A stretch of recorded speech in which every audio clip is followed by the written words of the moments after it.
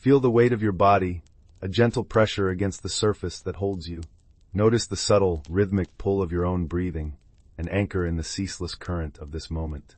Air enters, a cool whisper in the nostrils, and it leaves, a warm tide receding into the world. This is the bedrock of your experience, this simple physical fact of being here. Yet, where are you truly? You are not merely the breath, nor the heaviness of your limbs. A constant narrator speaks within the quiet chamber of your mind, a voice that claims ownership of these sensations, a voice that calls itself I. It weaves stories of past and future, it judges, it worries, it plans. This voice feels like the very center of your being, the captain on the bridge of the ship. But what if this captain is an imposter? What if the true you is not the storyteller, but the silent, spacious awareness in which the story is being told? Consider the possibility that the identity you have so carefully guarded, the personality you present to the world like a well-rehearsed play, is not your essence. It is a costume, a magnificent and intricate garment you began sewing in the first moments of your life, a piece of survival technology, so effective that you eventually forgot you were even wearing it. The invitation now is not to tear it off in a violent act of rebellion, but simply to become aware of the fabric. Feel its texture against your skin, notice where it binds you, and gently, with profound curiosity, begin to ask who you might be without it.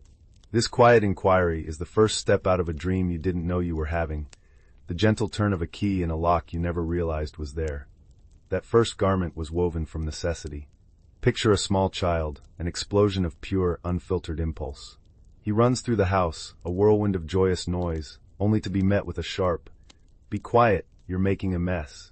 The current of his being hits a dam. He learns, in that instant, a fundamental lesson of human socialization. Some parts of me are acceptable, and some are not. Approval, the sunlight all young creatures turn toward, is conditional. So begins the great sorting. The boisterous energy is tucked away, labeled bad. The quiet, compliant aspect is brought forward, polished, and presented. This is not a malicious act. It is the genesis of the persona, an intelligent adaptation to a complex world. The psyche, in its profound wisdom, builds a negotiator, an ambassador to the tribe. This ambassador learns the local customs, speaks the right language, and ensures the organism's survival. Another child, a girl with a fierce sense of justice, sees an unfairness on the playground and erupts in righteous anger. She is called bossy, too much. She learns to swallow the fire, to smooth over her sharp edges, to become agreeable. The fire doesn't vanish.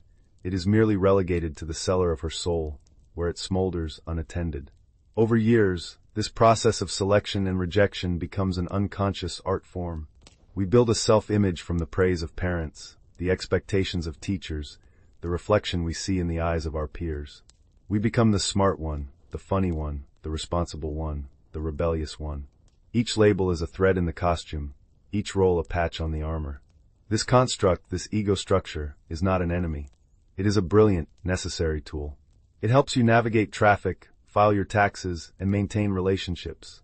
It creates a stable point of reference in a universe of bewildering flux. It gives you a story, a name, a history. The problem arises not from the existence of this mask, but from the forgetting that it is a mask. We mistake the ambassador for the entire nation. We believe the character we play on the stage of life is the totality of who we are. The intricate fortress we built to protect our vulnerable core becomes the very prison that prevents us from experiencing our own boundless nature. We polish its outer walls, decorate its ramparts, and proudly display its flag, all while the true king or queen languishes in a forgotten dungeon within. The world applauds the fortress. It is strong, predictable, and safe. We receive accolades for its impenetrable defenses, for the consistency of its facade. We achieve success, we gather possessions, we build a life that looks correct from the outside, a life that perfectly matches the blueprint of the persona. And yet, a strange, persistent sense of unease begins to creep in, a subtle but pervasive feeling that something is fundamentally missing. It is the faint, almost inaudible rattling of the chains from the dungeon below, a call from the exiled parts of ourselves, a whisper that reminds us of the vast kingdom we have abandoned for the sake of a very small, very secure, and very lonely castle. The life lived in service to this curated identity is a performance for an audience that is perpetually unimpressed, because the primary audience is oneself, and the soul knows a counterfeit when it sees one. The more we perfect the external representation, the more we starve the internal reality. The cost of this performance is a slow, creeping spiritual exhaustion, a draining of the vital life force required to hold the mask in place. It is a life spent holding your breath, waiting for an exhale that never comes. The initial signs of the structure's decay are subtle, often manifesting in the body. A tightness in the jaw that never quite releases. A shallow breath that seems incapable of reaching the depths of the lungs. A persistent, low-grade anxiety that hums just beneath the surface of daily activities. A background static that no amount of distraction can fully silence. It is the psychic equivalent of running a powerful software program on an outdated machine. The system begins to lag, to overheat, to show signs of strain. You might find yourself in the midst of a life you painstakingly constructed, surrounded by all the markers of success, yet feeling a profound and terrifying hollowness. Imagine a woman, an architect renowned for her clean, minimalist designs. She stands in a kitchen she created, a marvel of steel and glass, celebrated in magazines. Her family moves around her, their voices echoing in the perfect, sterile space. In this moment of apparent triumph, a wave of alienation washes over her. She feels like a ghost in her own home, a spectator to her own life. The love for her family is real, but it feels filtered through a thick pane of glass, an emotional barrier she cannot name. This is the exhaustion of the persona. The character of the successful, composed architect has consumed so much of her energy that little remains for the raw, messy, unpredictable business of being human. The mask, once a useful tool, has fused to her face, and its rigid smile prevents any other expression from emerging. The suffering is not acute. It is a chronic, soul-level ache. It is the pain of self-abandonment. To quell this discomfort, we often double down on the strategies of the ego. We seek more success, more validation, more possessions, more experiences. We believe that if we just add one more perfect room to the fortress, we will finally feel at home. But each new acquisition, each new achievement, only reinforces the structure and deepens the inner famine. The shiny new distraction offers a momentary reprieve, but the underlying emptiness returns, often stronger than before. This is the dark night of the ego, a period where the world no longer provides the satisfaction it once promised. The old answers cease to work. The usual comforts feel like ashes in the mouth. It is during this phase of disillusionment that a genuine question can finally arise, not from the intellect, but from the very core of one's being. The question is not, how can I fix this feeling? Or how can I be happier? The question is deeper, more terrifying, and more liberating. Who am I really? This question is the first crack in the foundation of the fortress. It is the soul's desperate rebellion against the tyranny of the false self. It signals a readiness, often born of immense pain, to stop reinforcing the walls and to finally turn and face whatever lies in the forgotten chambers within. The world will advise you to repair the cracks, to redouble your efforts, to think positive. It will offer you 1,000 ways to patch up the persona, to make it more effective, more lovable, more successful. But the path to true awakening lies in the opposite direction. It lies not in renovation, but in demolition. It requires the courage to walk away from the beautifully decorated prison you have called home, and to venture into the wild, unmapped territory of your own inner world.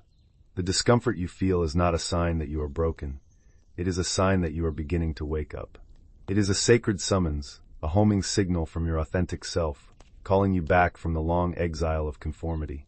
The journey it proposes is not one of addition, but of subtraction, not of becoming more, but of unbecoming everything you thought you were, in order to discover the luminous, indestructible truth of what you have always been. This existential crisis is not the end of your life. It is the potential end of your illusion. The descent begins when the floor of the known world gives way. It is rarely a gentle, chosen path. More often, it is a fall, a collapse triggered by a life event that the persona cannot manage. A devastating betrayal, a sudden illness, the loss of a career that defined you. The mask, designed for predictable social exchanges, shatters against the raw, jagged edge of reality. And in the ensuing silence, when the voice of the narrator is stunned into momentary quiet, you hear new sounds rising from the cellar. This is the encounter with the shadow. The shadow is not evil. It is simply all the parts of yourself that you deemed unacceptable and repressed into the unconscious. It is the repository of your disowned humanity. The good person, who has spent a lifetime being accommodating and kind, is suddenly confronted with a volcanic rage, a capacity for hatred so intense it is terrifying. The pious individual discovers a well of untamed lust and forbidden desires. The strong and independent one is plunged into the abyss of their own terrifying vulnerability and neediness. A man who built his identity on being a calm, rational intellectual finds himself, in the wake of a professional humiliation, consumed by a venomous, petty envy towards a colleague. He watches his own mind concoct elaborate, spiteful fantasies. For the first time, he doesn't push the thoughts away or condemn himself for them. He simply observes, with a kind of horrified awe, this primal beast that lives within him. He sees that his intellectualism wasn't a mark of superiority, but a sophisticated defense mechanism built to keep this very beast locked in the basement. This is the critical juncture. The ego's strategy is to deny, to project, to disown. It will say, "That is not me." It will find someone else in the world to carry the projection of that rage, that envy, that greed. We see this writ large in our endless culture wars, where each side projects its collective shadow onto the other, creating a world of blameless heroes and irredeemable villains. The path of integration, however, demands radical ownership. It requires the courage to say, "Yes, this too is me. I have within me the capacity for all of it." It is the recognition that the same archetypal energies that fueled the horrors of history exist, as potential, within every human heart. This is not an exercise in self-flagellation. It is an act of profound wholeness. By acknowledging your own capacity for darkness, you cease to be naively terrified of it in others. You develop a tragic, compassionate understanding of the human condition. You realize that true goodness is not the absence of malevolent impulse, but the conscious choice to act with integrity despite its presence.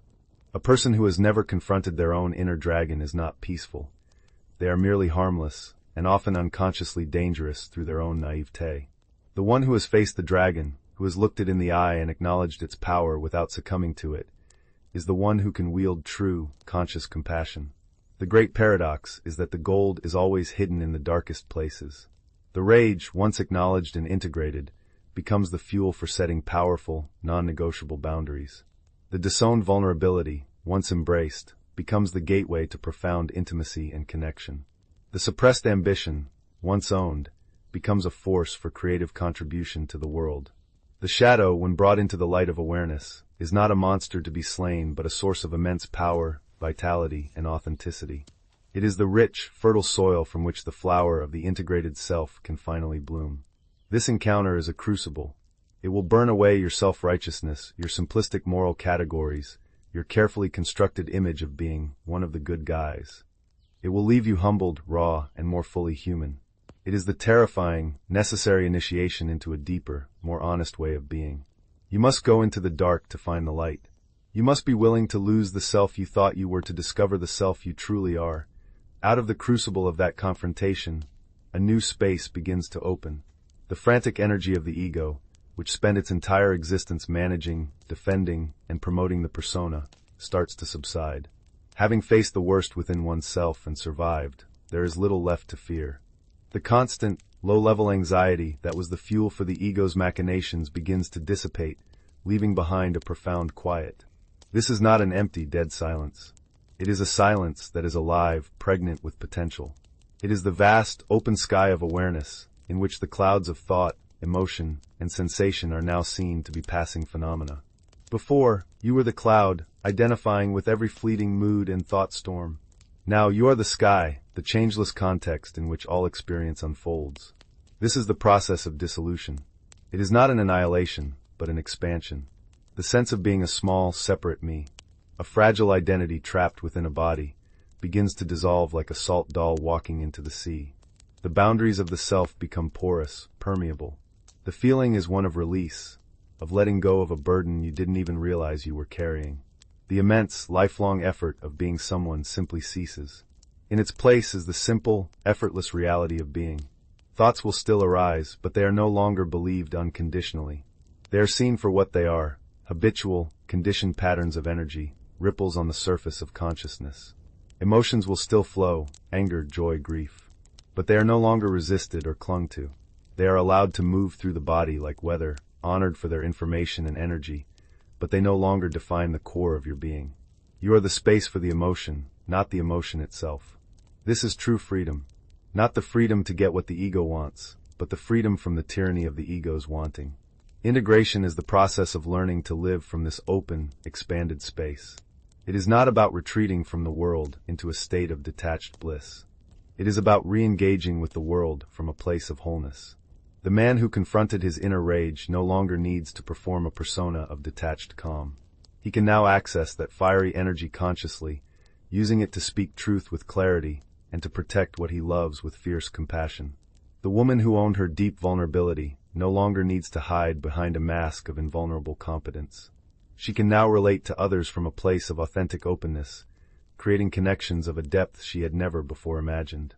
You act in the world, you love, you create, you build, but you do so without the desperate, needy attachment of the ego. The outcome of your actions is no longer tied to your sense of self-worth. You find a deep joy in the process itself, in the simple act of contributing your unique gifts to the world, without requiring a specific result for validation. Your life is no longer a script to be followed, but a dance to be danced. There is a return to the simplicity of the beginning, to the felt presence of the body, the rhythm of the breath. But it is not the same. It is a simplicity on the other side of complexity. The awareness of the breath is no longer a mere technique for calming the mind, but a direct experience of the life force itself, a connection to the pulsating, intelligent energy of the universe. The journey from the sleeping self to the awakened self is a spiral, not a straight line. It ends where it began, in the profound, ordinary miracle of the present moment, but with a consciousness that has traveled through the depths of hell and has returned with the treasures of its own forgotten kingdom.